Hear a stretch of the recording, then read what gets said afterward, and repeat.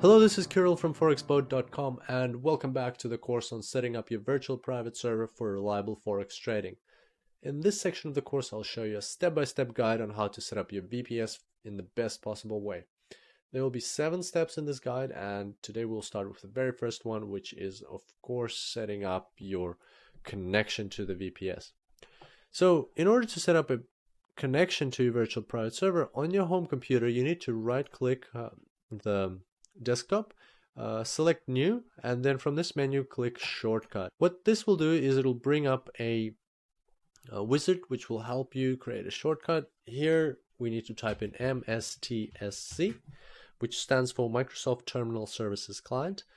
Click next. Then let's give our connection a name. For example, for Forex VPS. Click finish, and as you can see, a shortcut has been created. Now, if we double click it, originally yours will look like this. It won't have any data entered into it. Now, here we need to enter the IP of our virtual private server. And in order to find that information out, we need to look at the email that was sent to us by our virtual private server provider, and it has all the credentials there. So I'm just going to bring up that email. As you can see here, I'm using a Photon VPS.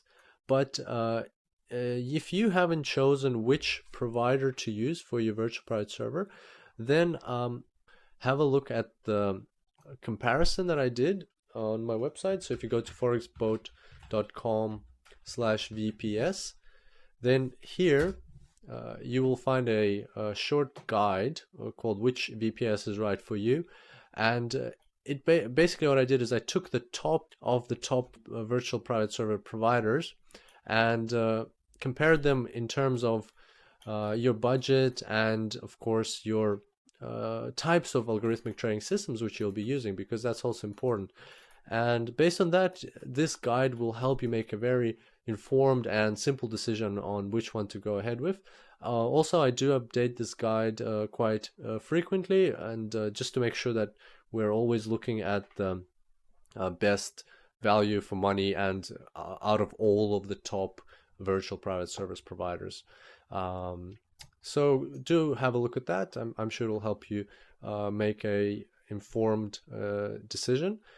Now what we're going to do is we're going to copy this IP address from here, copy, and we'll go to our connection and we'll paste it here.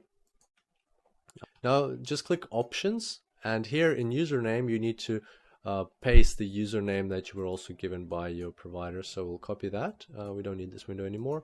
Paste it over here. Okay, so that looks good. Click connect. As you can see, you get this pop-up notification saying, asking you if the connection is secure, and so on, so on, so on. So to check this box, don't ask me again for connection to this computer, because this is your VPS, so you do trust it. It's totally under your control. So here we just click yes. As you can see, the connection is being established. Here you need to type in your password. There we go. And we are on the virtual private server. Sometimes if you've launched it for the first time, you'll have a window here, just greetings or welcome window. Also, this tab up here is usually pinned, so if you want to unpin it, just unclick that and it'll disappear. Tab is pinned. You can make this a small window. So as you can see, this is a Windows system which is located somewhere else in the world, and you are able to access it through your computer, through your own computer here, and you can see and control it through this simple Windows window. So if we full screen it again, and it feels like we are completely immersed into our virtual private server. To check what kind of virtual private server you have, which you should know because from what you ordered from the provider. So just to verify that it's all correct, you just right click on my computer, go to properties, and here you will see what system has been run. Here it's Windows Server 2003. It's a 64-bit edition.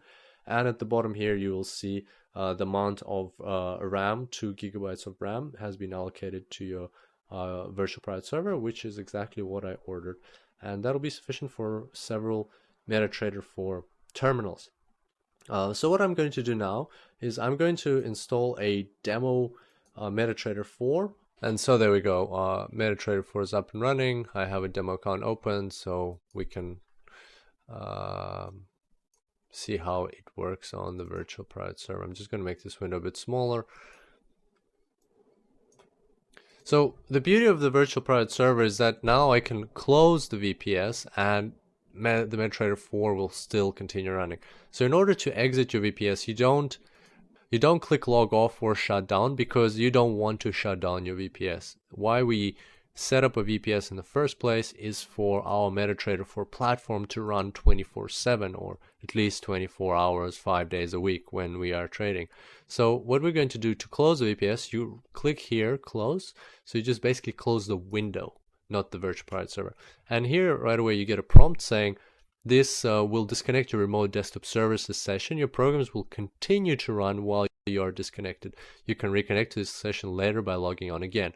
So that's exactly what we want. We close the virtual private server, and so we've just closed the window, but in reality the virtual private server is still running somewhere else. So whenever we want to connect back to it, we just double click connect, sessions being configured. And here it's asking us for the password again, and there we go. As you can see, everything is still running even though we exited, we closed the window of the virtual private server. So that's basically it. That's how you set up a virtual private server connection and how you set up your MetaTrader 4 on your virtual private server. In the next tutorial we will talk about how to disable Windows auto reboots and auto updates. Until next time, happy trading!